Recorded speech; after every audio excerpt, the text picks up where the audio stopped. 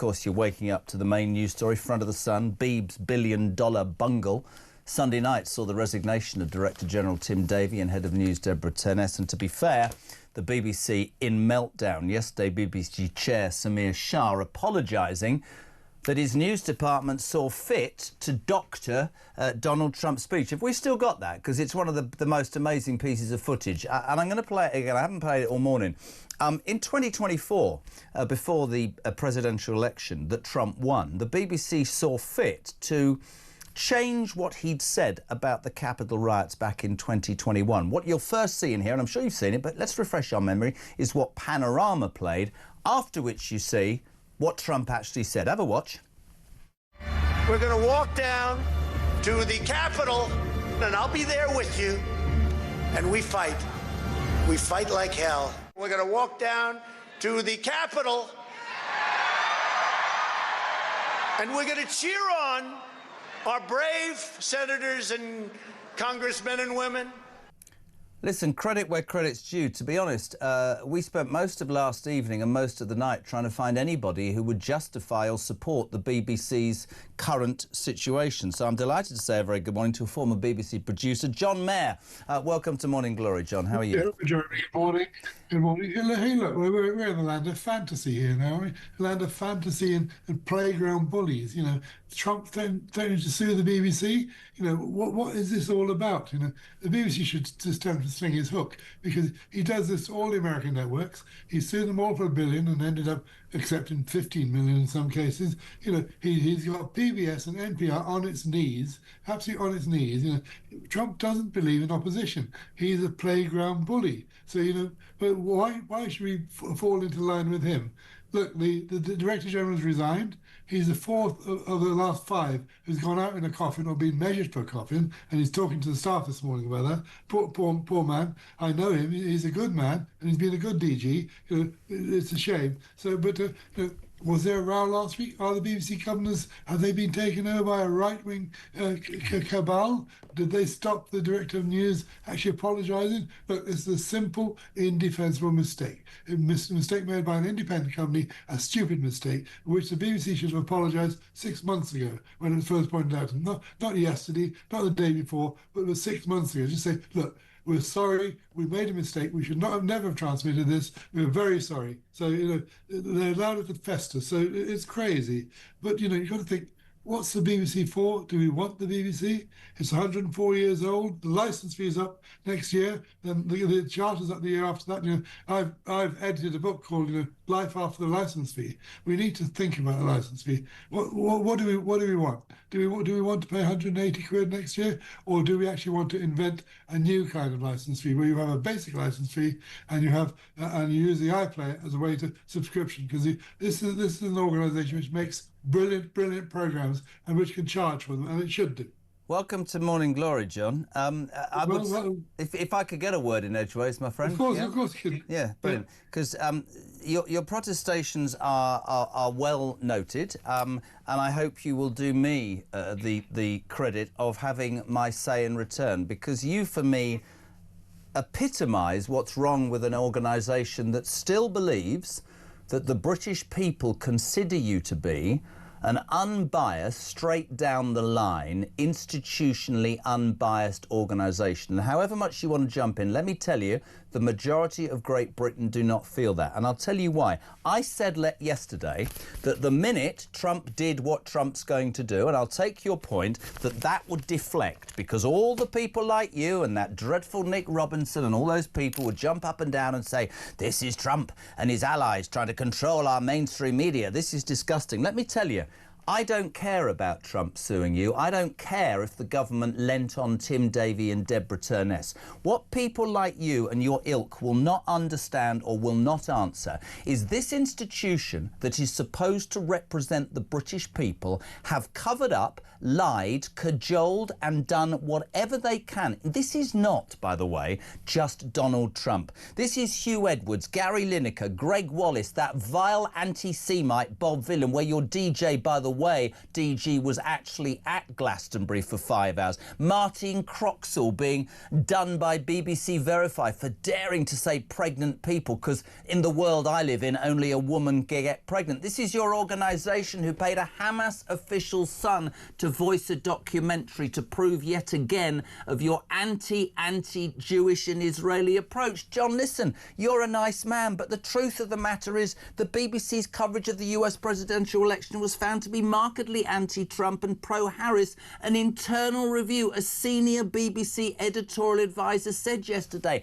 You can sit there and say the BBC does great programmes, but I can sit here and tell you that the majority of Great Britain consider it an overpriced, highly biased, woke waste of space. And the people in the BBC, unless you realise that and use this as a seminal moment, it won't survive, pal. It's not a level playing field. That's my take.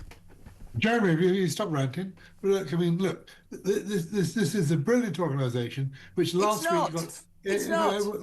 Can I have my say, please? Well, you haven't answered anything I've said, have you? Last week, 12 million people watched the final of The Traitors. You know, this is an organisation which produces 9,000 hours of This is an organisation that doctored the speech of a political opponent from an ally across the water, and its head of news, Deborah Turness, who, by the way, will turn her fire on many execs, let me guarantee you that, strode into the building yesterday and saying, I'm proud of our journalistic output. How can you be proud when they doctored something? What? Who cares what Donald Trump thinks about the BBC? Right, and you've just summed up. But hold on, no. Why doesn't Donald Trump concentrate on invading Venezuela? I will actually lower your microphone. You have just proven that yourself and people like you at the BBC, you just did it. You just said, who cares what Donald Trump thinks? That tells me that you and your ilk, no, hear me out, please, have decided that you don't like Donald Trump. I'm not sticking up for Donald Trump. What I'm saying is the BBC should allow the British people to decide what they think of Donald Trump without doctoring his speeches to make their own thoughts be pushed upon people. That's fair, John.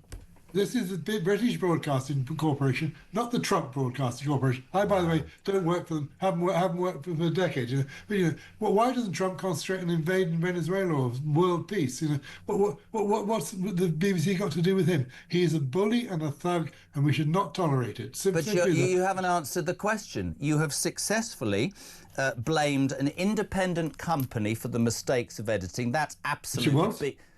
Well, you know what? Deborah Turness and her bosses should be over this. They should have spotted it, yes. I ask you this.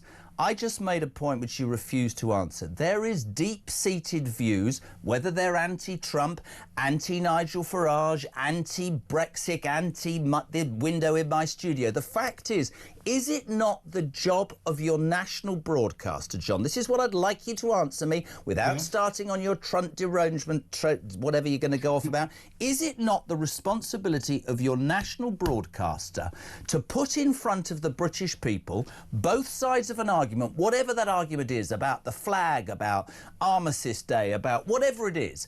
Isn't it up to the broadcaster to then say to the people, there are both sides of the argument, we live in a democracy, make your own mind up? That's the first question. Second question is, you have to admit the BBC hasn't done that repeatedly. Look, the polling evidence doesn't back you up, Jeremy. People still trust the BBC, whatever you say. No, they don't. The BBC bends over backwards, to be fair to people. It bent over backwards on Brexit and other things. It bends over backwards. It bent over backwards to look after Hugh Edwards, Gary Lineker, Greg Wallace and Bob Villan, but it didn't bend over backwards to look after Martine Croxall when she dared to say pregnant women. Come on, John. That was just stupid. I mean, and the Trump mistake was absolutely stupid. So look, this is a national broadcaster, 104 years old, which produces brilliant programmes, which is what they should do. Are you programmed by the BBC yourself? Have you actually got a chip inside you that just keeps repeating the same stuff? Because it doesn't add up, John. It doesn't add up. Look, Jeremy, I've just edited a book called The BBC After the Licence Fee, which says, look, the BBC's got to look at life after the licence fee. It's not going to be there forever and a day. No. You have to think, and you have to think what's going to happen, and that's down to us, the British public, and the government. But do you think the BBC licence fee? Do you think the licence fee can continue when you bear in mind that 25,551 people last year were prosecuted for non-payment. Those numbers continue to rise. Nigel Farage said yesterday on this show that the BBC needs to understand that it should play on a level playing field like everybody else. It should be defunded and it should stand on its own 2 feet. And before you jump in, what was your example, traitors? I add Strictly. I add your coverage of the Lionesses World Cup final, 12.2 million people trumping you. I know you don't like that word, but I would suggest that if you became a subscription service, John Mair, your very good programmes would encourage people to pay for it. But I bet you any money, whatever you tell me, people would not pay to watch your news because your news is institutionally biased. Fact. Keeps you honest, Jeremy. They keep you absolutely honest. Without the BBC, there wouldn't be room for things like Talk and things like GB News, because the BBC is straight down the line. There's room on the right for people like you, for people GB News, for Farage. So, there's room for people like me, Farage and GB News on the right. You're doing it again. The BBC. Well, you are on the right, aren't you? How would you describe the BBC? Straight down the line, too straight down the line. Sometimes. You've got to be winding me up. Have you taken something overnight, Jeremy, man? What's wrong with you? What? The BBC is institutionally fair. It's institutionally biased. How can you possibly... Right, so explain to me how a senior BBC editorial advisor yesterday said that its coverage of the US presidential election was found to be markedly anti-Trump and pro-Harris. That's an internal review. Can you please stop spouting the same rubbish and explain that to me? That was Michael Prescott, former political editor of Sunday Times, who said that. And the BBC should take account of that. And they should have taken account of it 6 months ago when he said it, instead of allowing it to... What about allowing Bob Villan to shout death, death to the IDF? How did you feel about that? Was that acceptable straight down the line, was it? That's a mistake. Oh, it's another one. So we've got two, yeah? What about Martin Croxall? What about Martin Croxall saying pregnant woman and being censured for daring not to say pregnant people? Was that a mistake? That's just stupid. That's just the BBC Thought Police being stupid. Oh, right, so that's three of them. What about Hugh Edwards? Right, hear me out. I haven't finished. Hugh Edwards, who is still getting his pension, the pedo, and walking around. Why doesn't the BBC do everything in its power, hear me out, rather than, I don't know, internally reviewing Martin Croxall? Why don't you get the Thought Police at your institution to get the money back of the British taxpayers who are paying for that paedophile to walk around the United Kingdom? Can you explain that to me? I agree. I agree. So that's four things. So we basically agree. Brilliant. You're on a roll, Jeremy. You're on a roll. Yeah, so I'm not wrong. John, it's been an absolute pleasure. 4-0. Thank you very much indeed. Ex-BBC producer John Mair. This is Talk Breakfast. Hello.